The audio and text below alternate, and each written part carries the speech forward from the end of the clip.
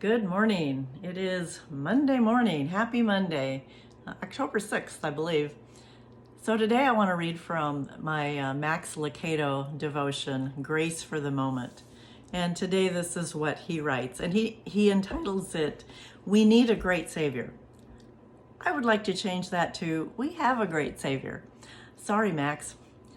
And this is what he bases it on. Matthew chapter 14, verses 30 through 31.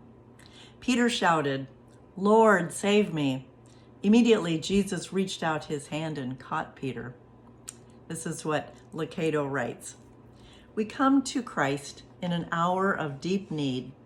We abandon the boat of good works. We realize, like Peter, that spanning the gap between us and Jesus is a feat too great for our feet. So we beg for help. Hear his voice and step out in fear, hoping that our little faith will be enough. Faith is a desperate dive out of the sinking boat of human effort and a prayer that God will be there to pull us out of the water. Paul wrote about this kind of faith, and this is from Ephesians chapter 2. For it is by grace that you have been saved, through faith, and this not from yourselves. It is a gift of God, not by works, so that no one can boast. So I was thinking about this and thinking about Peter and his faith, how he did step out of the boat and sunk into the water. A lot of times we focus on the fact that he doubted, that he suddenly changed his beliefs. You know, he looked away and he did what all humans would do. He maybe saw a bigger wave coming or the wind coming, and he looked away and he sank. But Jesus was right there to catch him, right? So I think of that when I think of children. And I don't know if you've ever been a daycare provider or a teacher of little ones, or maybe even worked in the Sunday school or the church nursery or taught Sunday school to little ones.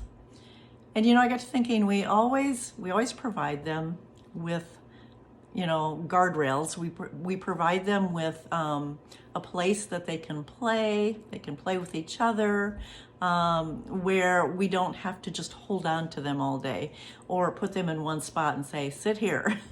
We know how that would go, right? Kids love to play, they love to explore, and it's the way they learn. It's the way they grow up into adults. But we're there to watch, aren't we?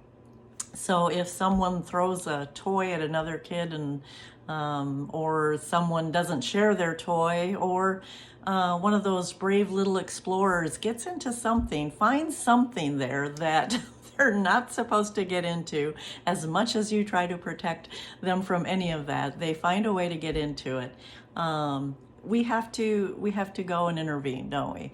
We we do it gently. We tell them no. We have to. There are some rules, and we have to be kind. We have to be loving, and we have to be careful. And so we take care of the situation. We don't wait for them to say, help us. We usually go in and help them. If someone's hurt, we put a Band-Aid on their owie and we kiss it and say, you'll be okay. Maybe give them a hug.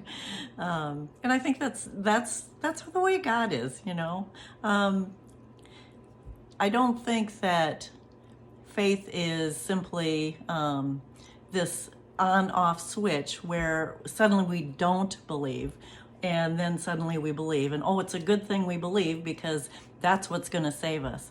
No, as the Apostle Paul said, it is by grace you have been saved through faith, and this not from yourselves. It is a gift of God.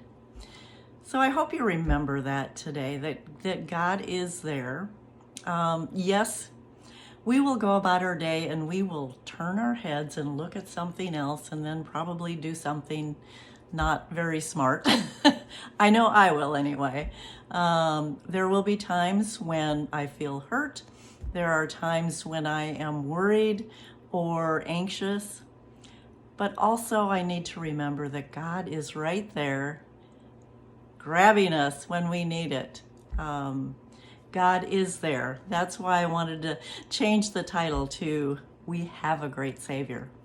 You have a great Savior, and God will protect you all day long. God will guide you.